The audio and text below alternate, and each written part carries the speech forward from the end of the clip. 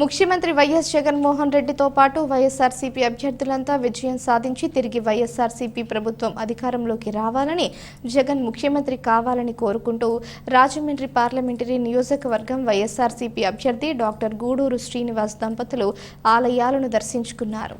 గూడూరు శ్రీనివాస్ రాధిక దంపతులు ప్రసిద్ధ శ్రీ మధ్య ఆంజనేయ స్వామి, ద్వారకా తిరుమల శ్రీ వెంకటేశ్వర స్వామి వారిని దర్శించుకుని ప్రార్థించారు. మంగళవారం ఈ మేరకు స్వామివార్లను దర్శించుకుని ప్రత్యేక పూజలు నిర్వహించారు.